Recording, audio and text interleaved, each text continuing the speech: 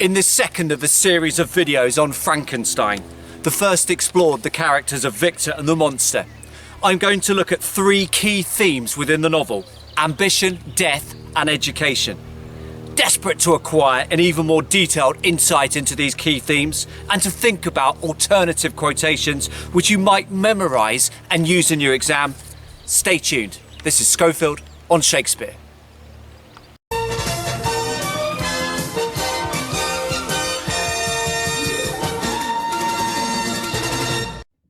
Frankenstein is clearly a novel about the dangers of unchecked, overreaching, overly ardent ambition.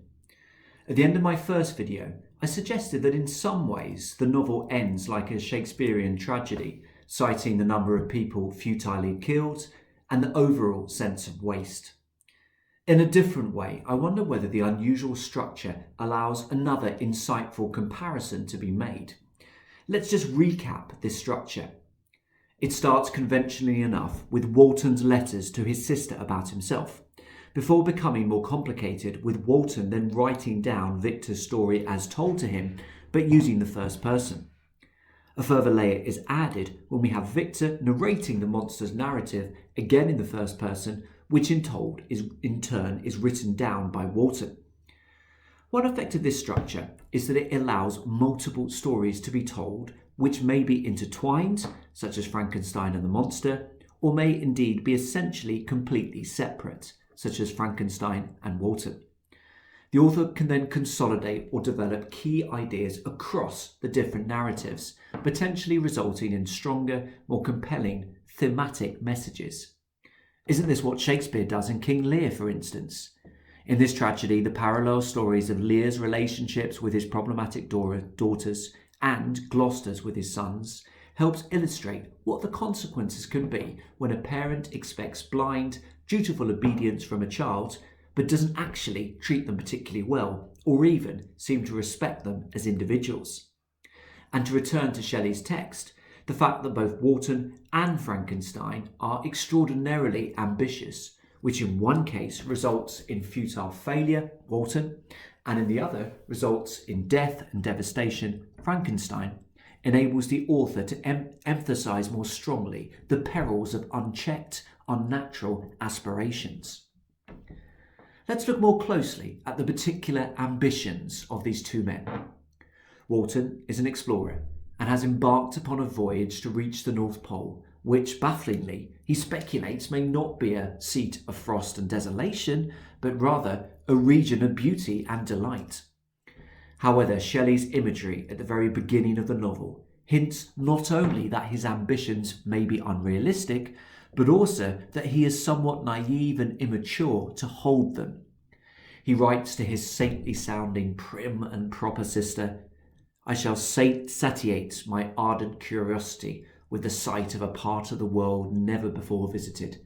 These are my enticements, and induce me to commence this laborious voyage with the joy a child feels when he embarks in a little boat with his holiday mates on an expedition of discovery up his native river." The imagery may be intended to suggest that Walton's excitement is of a kind not experienced since the glorious, unsullied optimism of youth. However, the discrepancy between the image of a little boy, presumably in grey shorts, long socks, and with slicked back hair, heading on a little adventure on a river, and gnarled adults attempting a death and nature-defying mission to reach the North Pole is enormous. The suspicion, particularly of the modern reader, is already that this Walton may be an out-of-his-depth amateur and that his ambitions are wholly unrealistic. This impression is confirmed when we learn that previously he had arrogantly imagined that I also might obtain a niche in the temple where the names of Homer and Shakespeare are consecrated. You are well acquainted with my failure and how heavily I bore the disappointment. So Walton wanted to be up there with the epic poets Shakespeare and Homer and was very down on himself when he failed. Could he therefore be a man more interested in eternal fame for its own sake, rather than having the necessary skills and passions to achieve greatness in a particular field? And how about Frankenstein? How does his ambition compare to Walton's? Well, Both men are clearly seeking fame and success of a heroic kind, which will long outlast their lives. Frankenstein confirms the similarities between the scale of their ambitions when he tells his less experienced new friends, "You seek for knowledge and wisdom as I once did." Additionally, whereas Walton is at the start of his mission to achieve greatness through discovery, at the beginning of the novel, Frankenstein is at the end of his, and so is in a position to advise the latter. His imagery and exclamations emphasize the extent to which he feels that such ambition can wreak havoc. "Unhappy man, do you share my madness? Have you drunk also of the intoxicating draught? Hear me, let me reveal my tale, and you will dash the cup from your lips."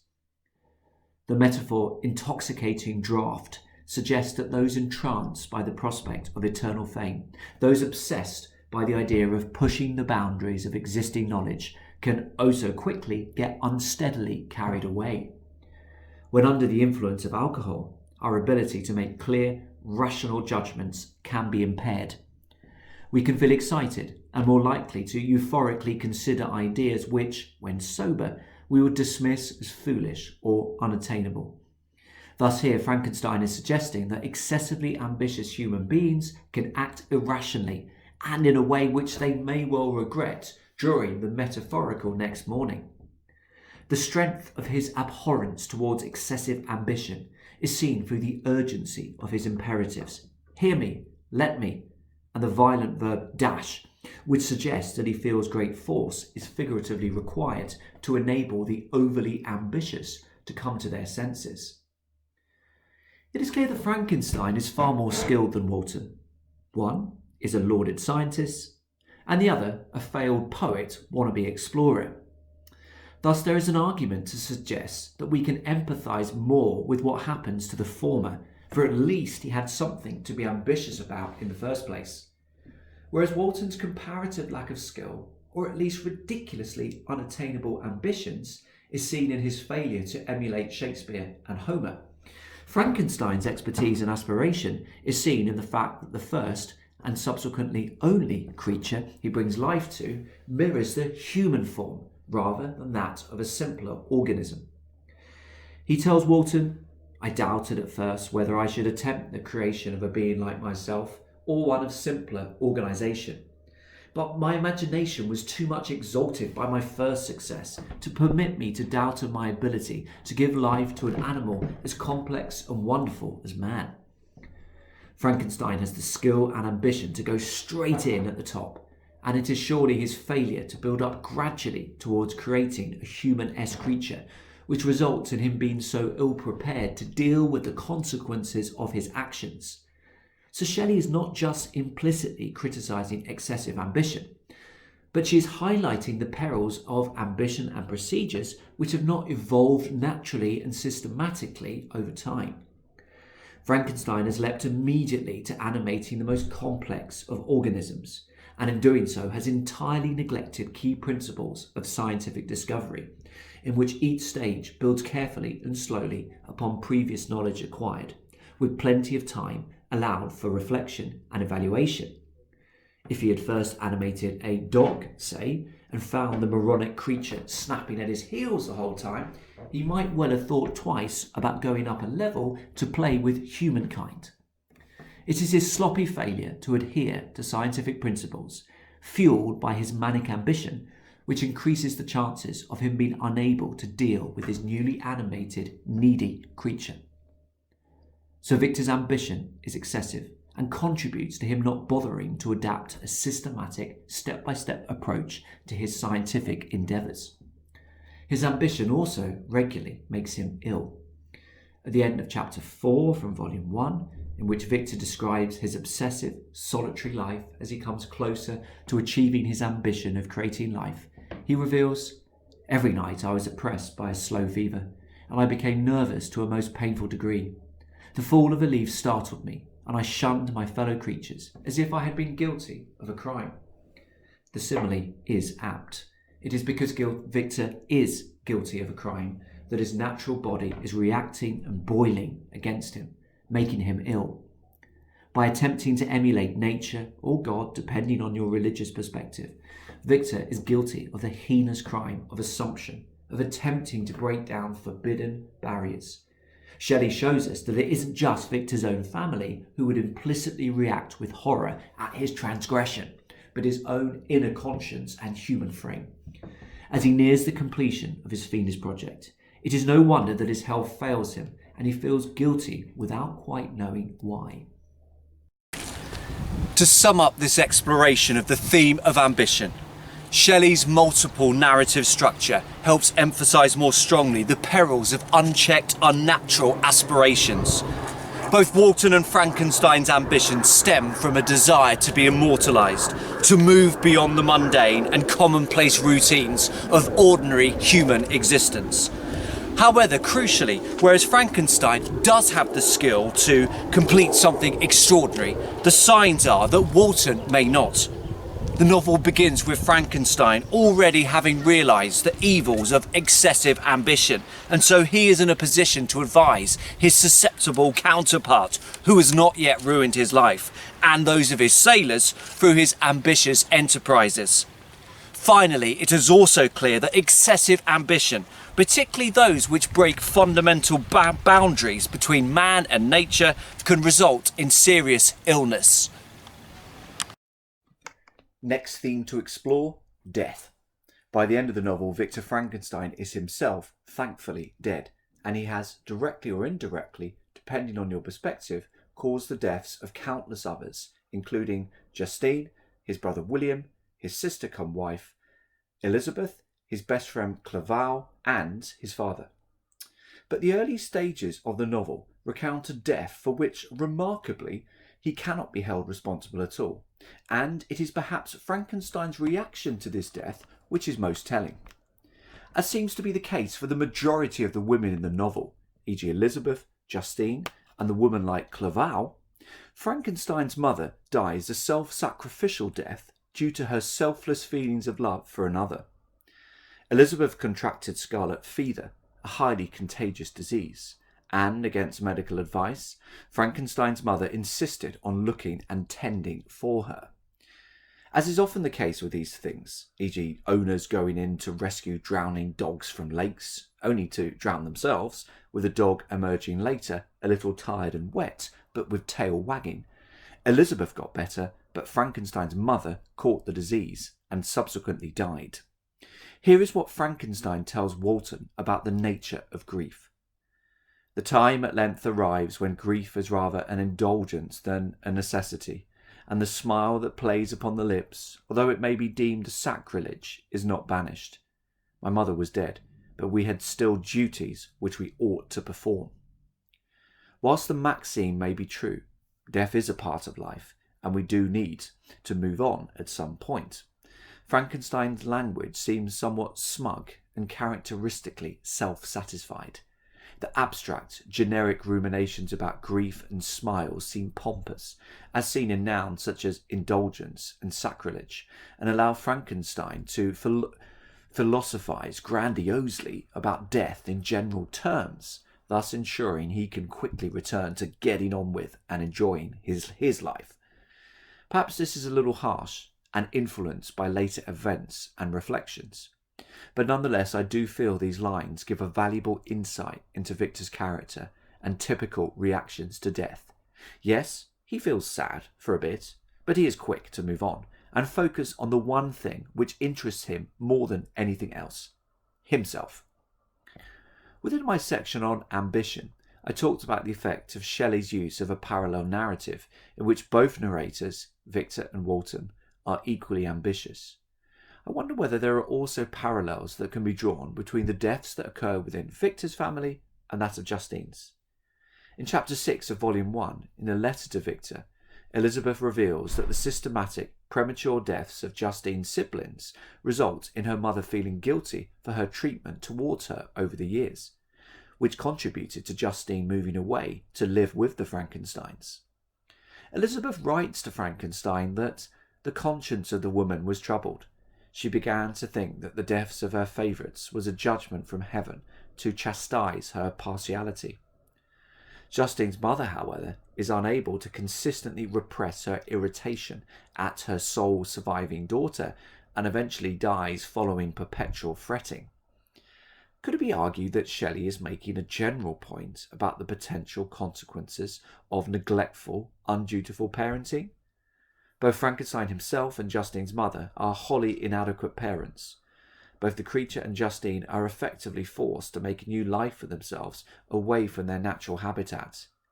Shelley shows that there are inevitable, often unexplained consequences to such neglectful parenting, even if the offspring may experience sporadic, the creature, or more sustained, Justine, moments of happiness.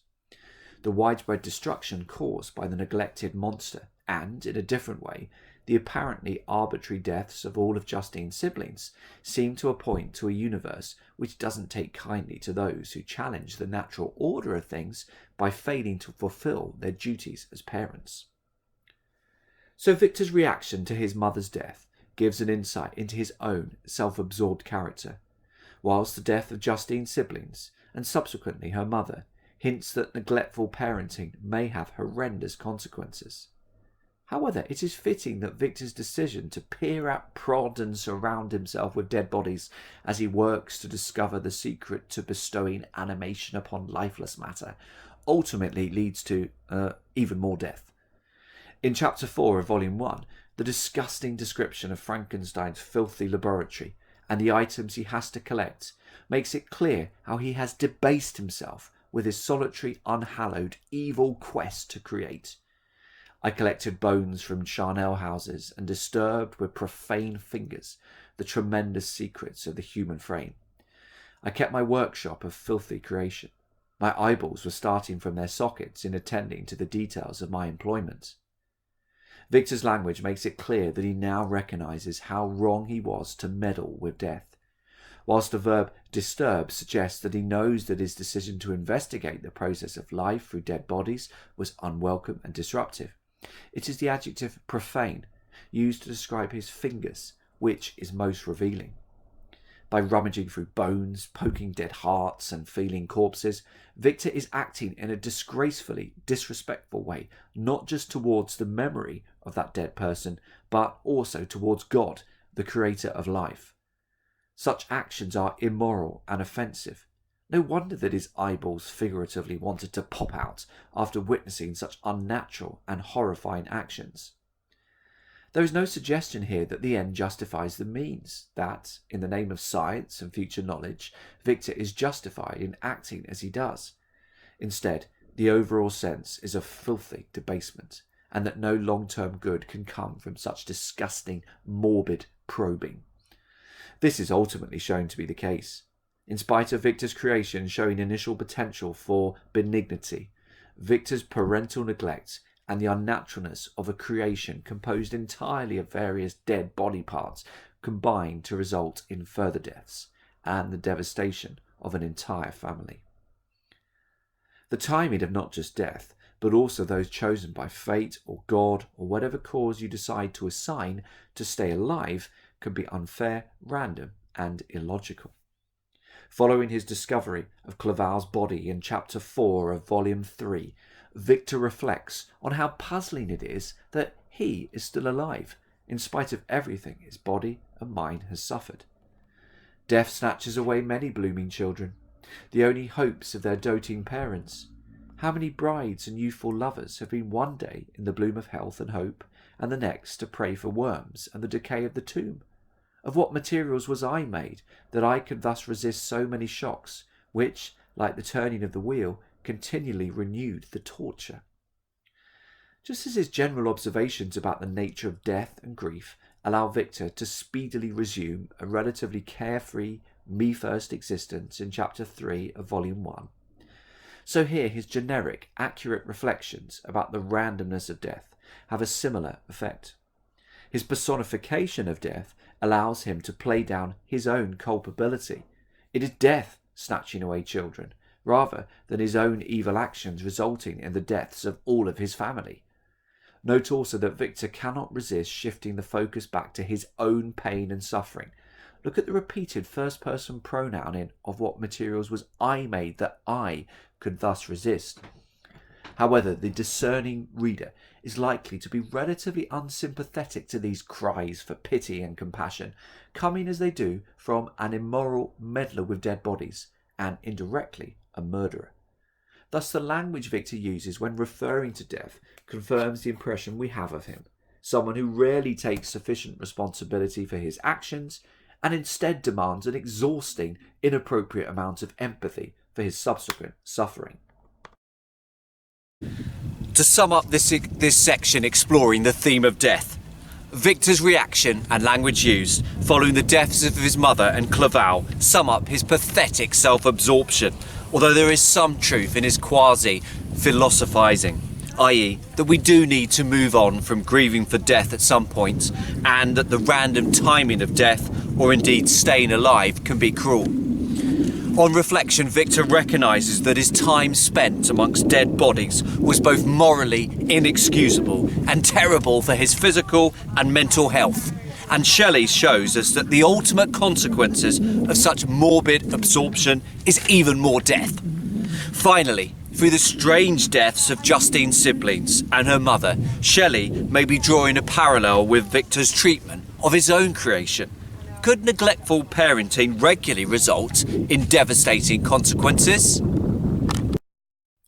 Next theme to explore: education. Early on in the novel, it becomes clear that a young person being given too much free rein in education can be unhealthy and lead to ardent, unnatural, disproportionate passions. In Letter 1, Wharton confesses, "You may remember that a history of all the voyages made for purposes of discovery composed the whole of our good Uncle Thomas's library. My education was neglected, yet I was passionately fond of reading. These volumes were my study day and night." Unsurprisingly, partly as a result of these unchecked absorptions, Wharton eventually makes the decision to embark upon his foolish voyage of discovery, which will quickly lead to him unnecessarily risking the lives of himself and his fellow sailors, just arguably for the sake of a cheap ego boost. It is surely the lack of a balanced education with appropriate guidance from someone older, more experienced and more knowledgeable, which results in Wharton coming up with such unrealistic, cack-handed proposals for occupying his time, as well as this ridiculous voyage to find some illusory paradise in the Arctic. He also believed for a whole year that one day he might obtain a niche in the temple where the names of Homer and Shakespeare are consecrated. In a similar way, the life of Wharton's idol, Victor Frankenstein's, is blighted by having far too much freedom and insufficient guidance during his early education. He comes across a book written by Cornelius Agrippa, an early 16th century magician and occult scientist interested in investigating nature and natural processes. His father cursorily dismisses the writer and the book as sad trash, but fails to explain why, resulting in the son eagerly devouring this book and afterwards Agrippa's complete works. The older, wiser, scarred by experience Frankenstein reflects that if his father had explained his reasoning in careful detail, he would have listened. He goes even further when he tells the subsequently scribing Wharton, "It is even possible that the train of my ideas would never have received the fatal impulse that led to my ruin." Although Frankenstein went on to himself dismiss many of Agrippa's arguments at university, it would appear that this unstructured, unchecked period in which he pored over authors keen to penetrate the secrets of nature had a formative effect on his mind and ambitions. It helped foster his own solitary academic interests and ambitions, leaving the older Frankenstein forced to acknowledge its role in propelling him fatally to his later ruin. Frankenstein's further reflections makes it clear just how potentially confusing unfiltered exposure to published scientists can be for a young, intelligent learner.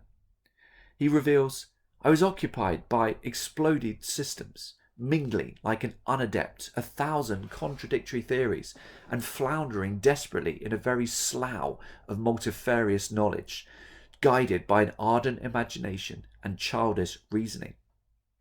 The adjective exploded emphasizes that the exciting theories he used to read about have been vigorously disproved. Yet without a guider or teacher to explain this to him, he's left to flounder, to struggle violently and clumsily. There is a huge amount of information out there, but for young, isolated learners, it can feel like a large area of soft, wet land into which we can potentially sink. Without direction as to where we should focus our attentions, we can feel lost, bewildered, and utterly out of our depth. In my earlier video on Frankenstein exploring Victor and the monster, I drew attention to the similarities between the two. Both appreciate the beauty of nature. Both gnash their teeth and get angry when thinking of the other. And both have enormous appetites for learning during their formative years, but have to some extent been compelled to self-educate. Yet whereas Victor's lone wolf education leads to misdirected channels of investigation and malign consequences, you might argue that the reverse is true for the monster.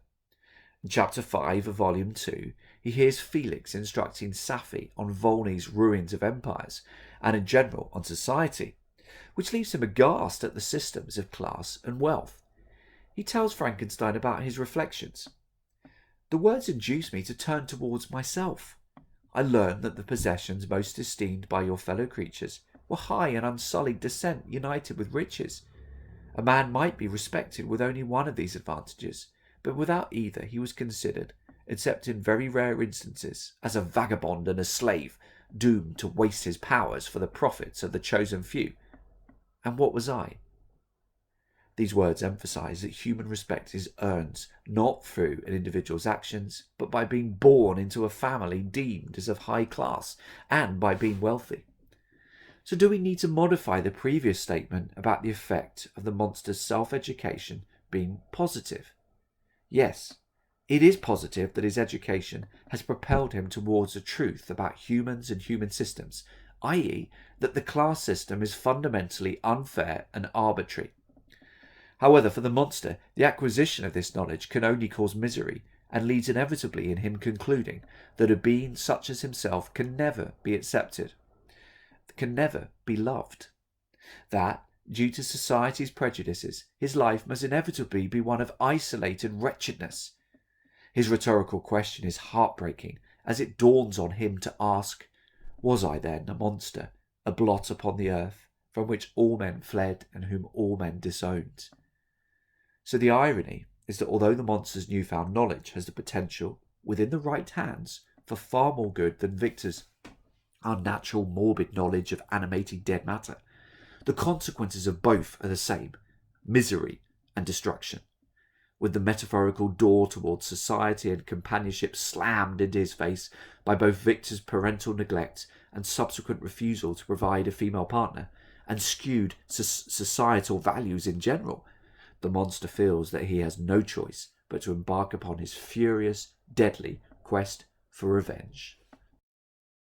To sum up this section exploring the theme of education, Shelley shows us the potentially devastating consequences of the intelligent being given too much free rein and insufficient guidance in education.